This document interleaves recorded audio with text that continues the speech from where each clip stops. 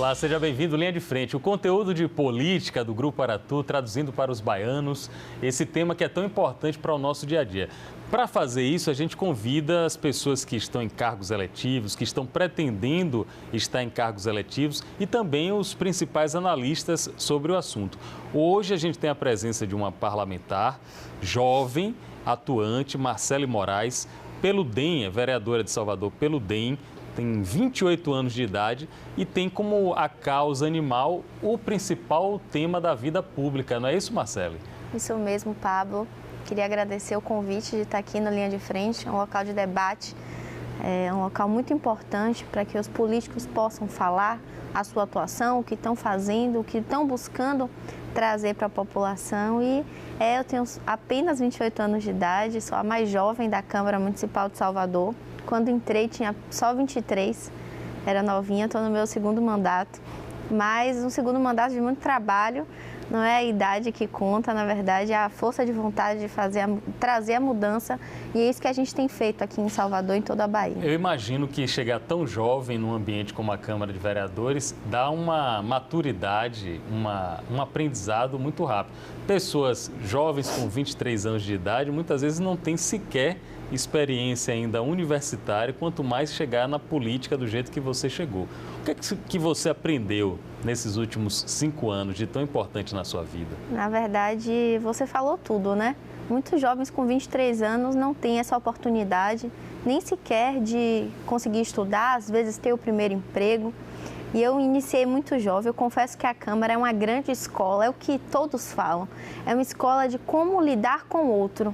Como aprender a lidar com o outro, como aprender a lidar com as pessoas, a compreender os vários universos diferentes de formas de pensar, de formas de agir, de causas que cada um defende, porque é bem diferente, ali é bem diverso. E aqui em Salvador a gente tem uma diversidade enorme, né?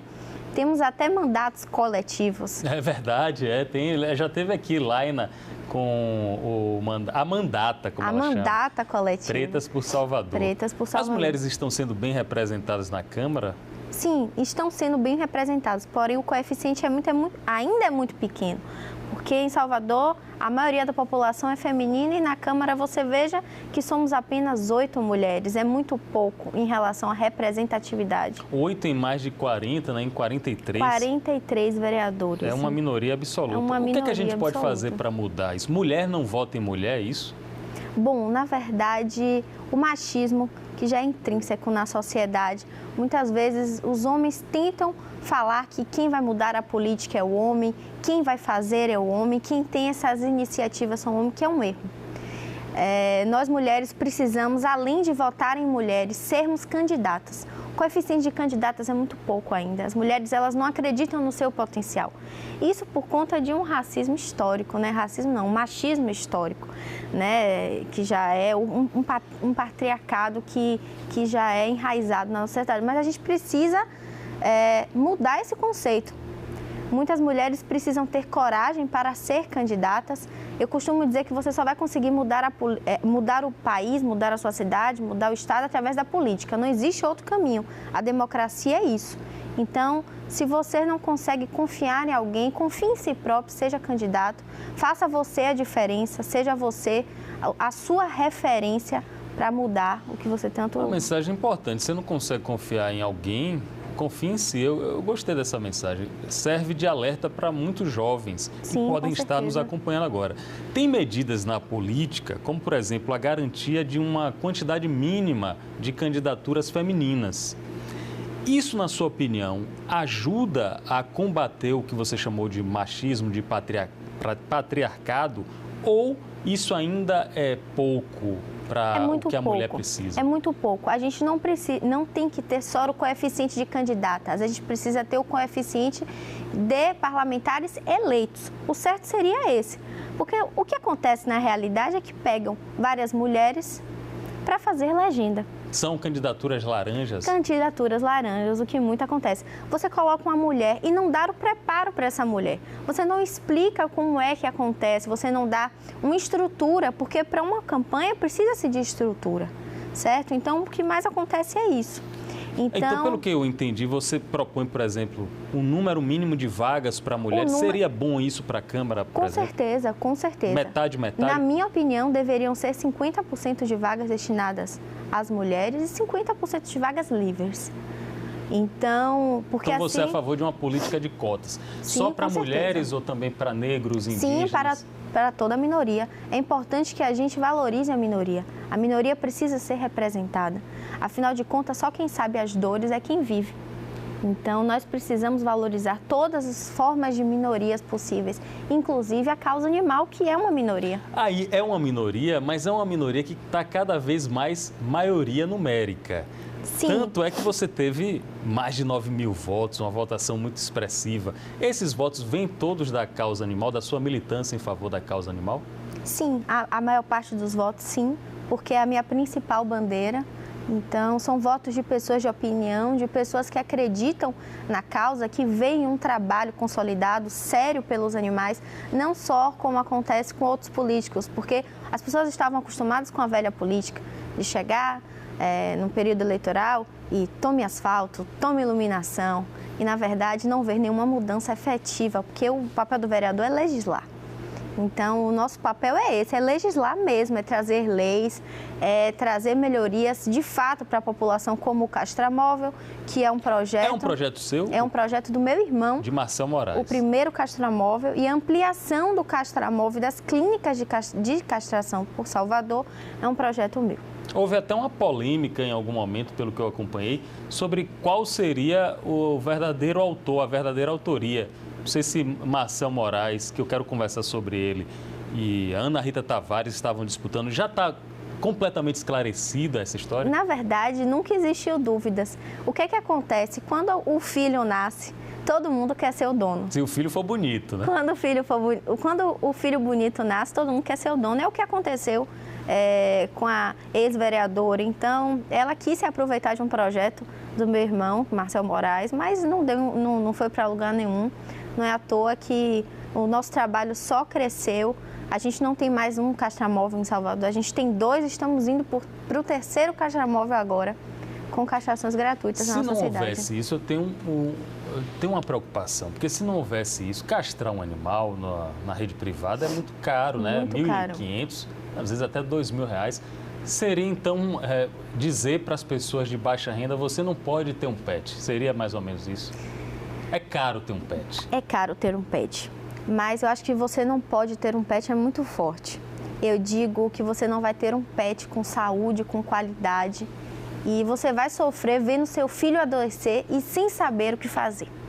É isso que acontece. Uma castração em clínicas particulares chegam a custar R$2.000, R$3.000. Eu não acho nada demais, porém precisa existir o serviço público para quem não pode pagar. Tem que ser como é no serviço médico, que existe para quem pode pagar e para quem não pode pagar. Então, era isso que faltava. E hoje em Salvador, graças a Deus, a gente tem castração gratuita na nossa cidade, através do castramóvel de clínicas conveniadas à prefeitura. Já castramos mais de 50 mil animais gratuitamente, então você vê que é um número expressivo, graças a Deus, e esse trabalho só tem crescido, só está se fortalecendo. E também temos clínicas com valores populares.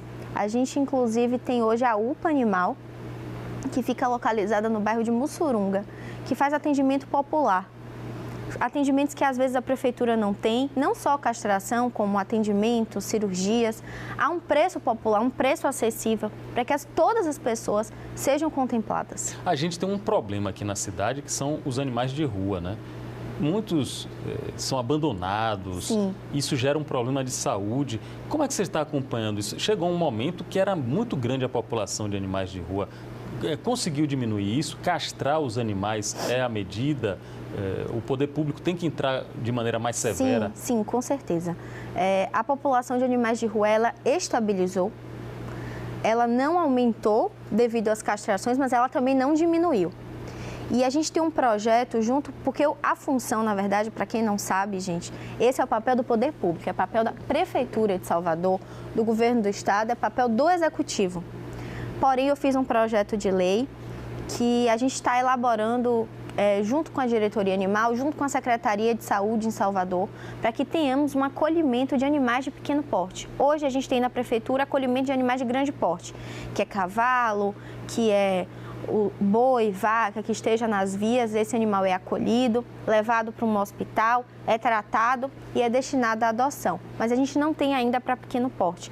Estamos construindo um TR em parceria, né, com a prefeitura, todos envolvidos, para que a gente tenha também esse acolhimento a animais de pequeno porte. Lembrando que não é um abrigo, para que as pessoas não achem, é um abrigo. Não, não é um abrigo. É temporário, É um local temporário, onde vamos acolher os animais de maior necessidade das ruas, que estejam em situações de risco, de vulnerabilidade, que foi atropelado, que foi maltratado, que está sofrendo algum abuso. Esse animal, ele é tratado e, posteriormente, ele é encaminhado à adoção. Caso não encontre uma adoção, ele retorna ao seu local de origem, se for um local seguro, e ele vira um cão comunitário, onde a comunidade vai ajudar a cuidar deste animal. Como é que está esse projeto? Já foi sancionado? Não, o projeto ele foi aprovado, certo? Mas ele está em construção ainda na Secretaria de Saúde, o TR, né, que é o termo de referência, para que ele seja, aí sim, executado e colocado em prática. Marcele Moraes, 28 anos de idade, a vereadora mais jovem na Câmara de Salvador, eleita com mais de 9 mil votos pelo DEM, o partido que inclusive é o partido do atual prefeito, Bruno Reis, é o partido do ex-prefeito, ACM Neto, que é o presidente nacional. A gente vai falar de política, de eleições de 2022, mas eu quero trazer com Marcele Moraes um tema, que é a cassação do seu irmão, Marcel Moraes, que era deputado estadual e foi cassado. O que foi que houve para Marcel ser cassado? Ele só fez o bem.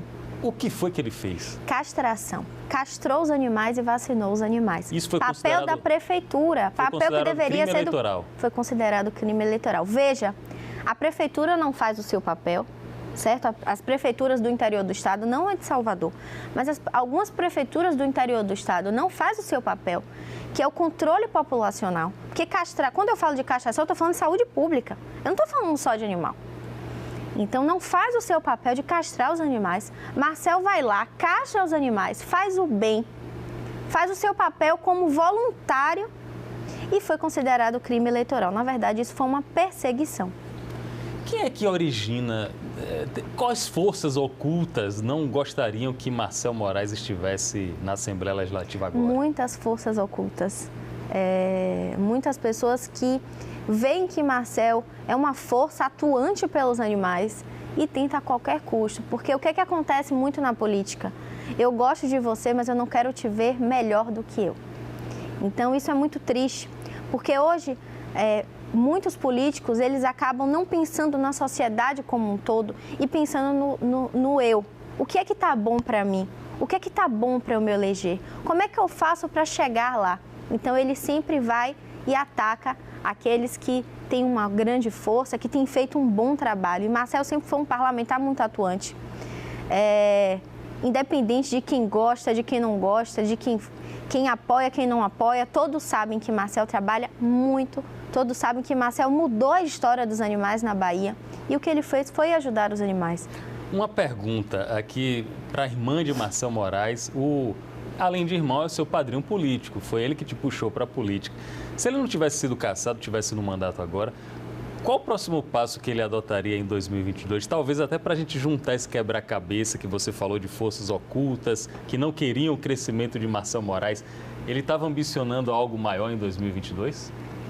Marcel disse que o sonho dele é ser governador da Bahia, né? Então, quem sabe tenha sido isso. Marcel é um cara muito inteligente, perspicaz e sabe onde quer chegar. E é um cara muito obstinado, focado e que traz, de fato, mudanças e resoluções para a sociedade. Ele costuma dizer que o sonho dele era esse, então, quem sabe, mas o sonho, ele só foi adiado.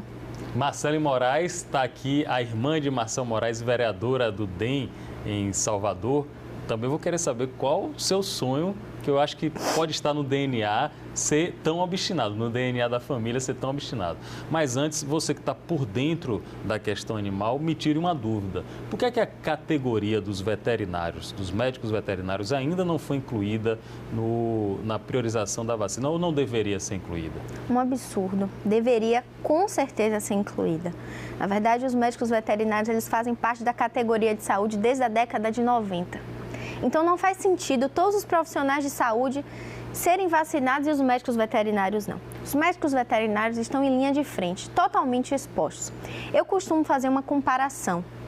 O médico veterinário, para mim, se equipara ao médico pediatra de urgência e emergência. Porque quando você vai no veterinário, você está levando o seu filho, certo? E o tutor está ali como pai. E o tutor transmite o coronavírus. Então, o médico veterinário ele está totalmente em linha de frente. Inclusive, existem hospitais veterinários 24 horas. Você imagine, são profissionais de saúde com tanta relevância quanto as outras categorias. E foi a única categoria que não foi vacinada aqui em Salvador. E isso, ao meu ver, é um grande absurdo. É um grande, na verdade, desmazelo. É você expor uma categoria tão importante para a cidade. Afinal de contas, se os médicos veterinários adoecerem, quem vai atender os nossos filhos? Você falou aí um termo que eu queria chamar a atenção, sobre filhos, sobre ser mãe de pet. Você recebeu presente no Dia das Mães? Recebi. Ser mãe de pet, tem pessoas que se ofendem, né? Quando fala, sou mãe de pet. Tem gente que não gosta. Ainda tem esse tipo de preconceito? Não, eu não vejo muito não, para ser sincera. Eu vejo as pessoas, na verdade, aderindo cada vez mais a ser mães de pet, né? Então, mas voltando aos veterinários... Aos veterinários eu quero saber, você como vereadora tem feito pressão, tem feito cobranças? Sim, o tempo inteiro. No meu WhatsApp, semanalmente eu cobro umas 3 ou 4 vezes a Léo Prato, secretária de Saúde.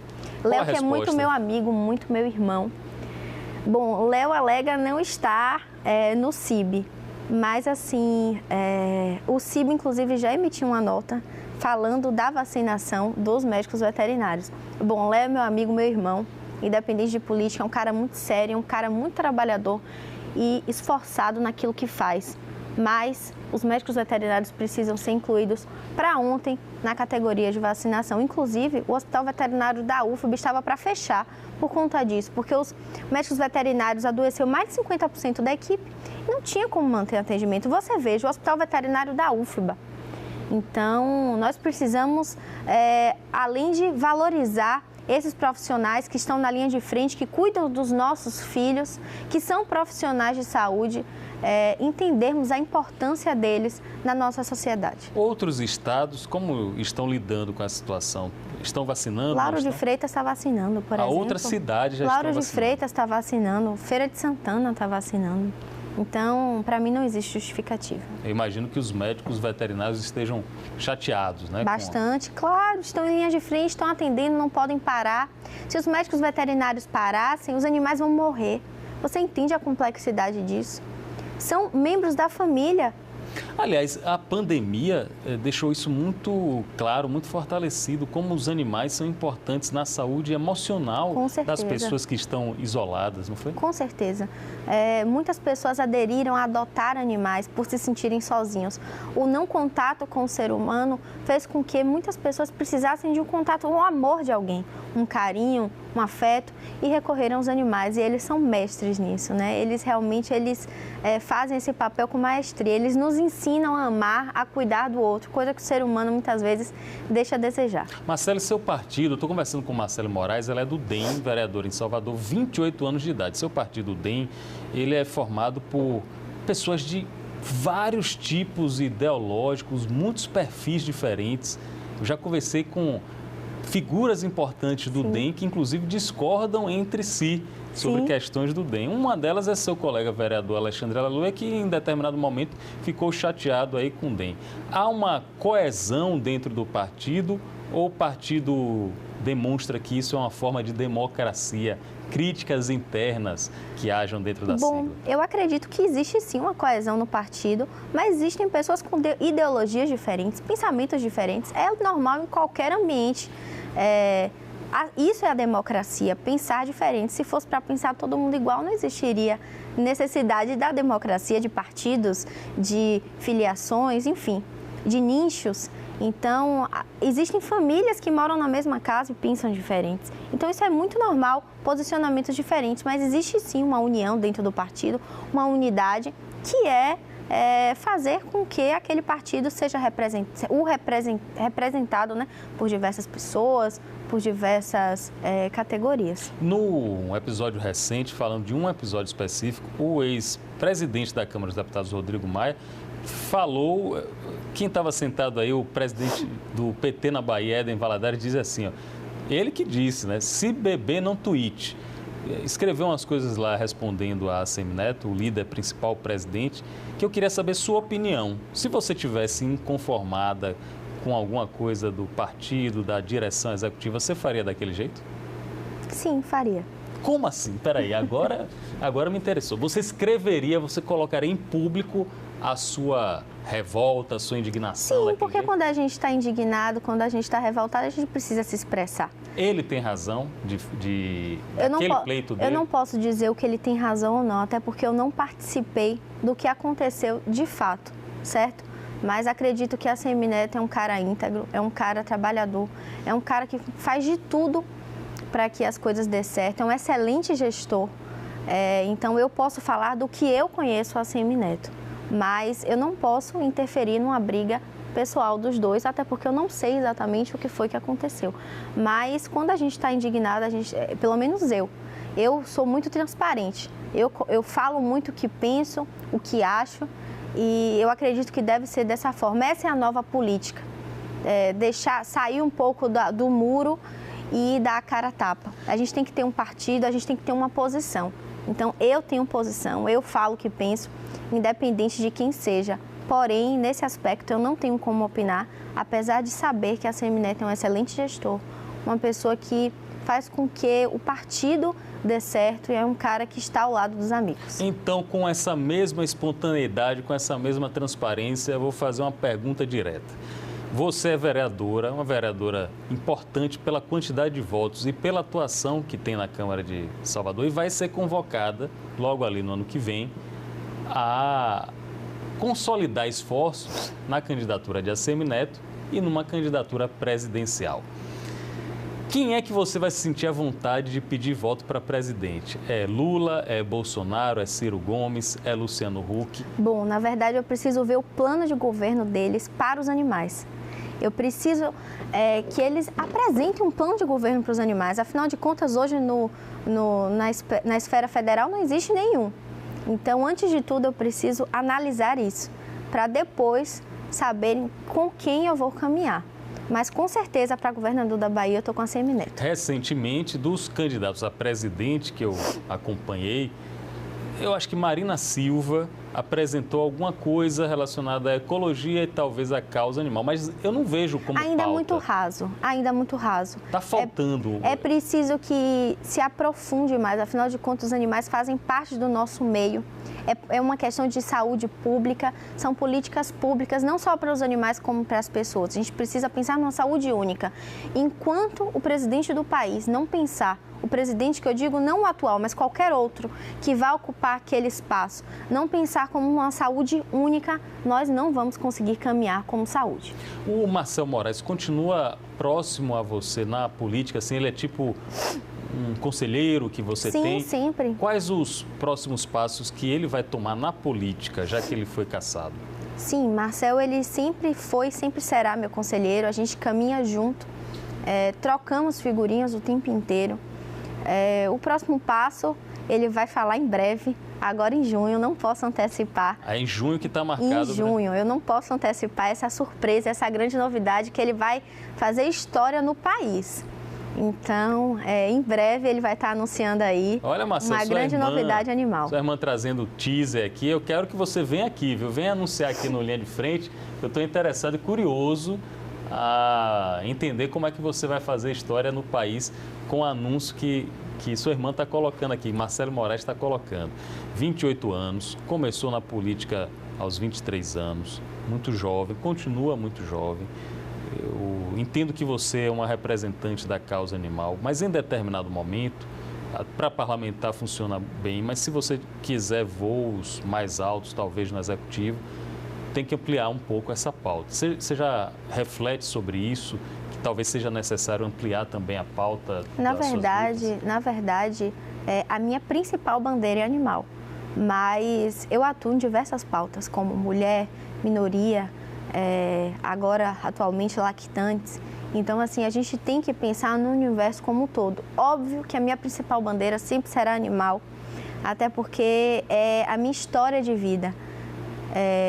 E eu acredito, como eu te falei, numa saúde única e vou lutar até o fim para isso.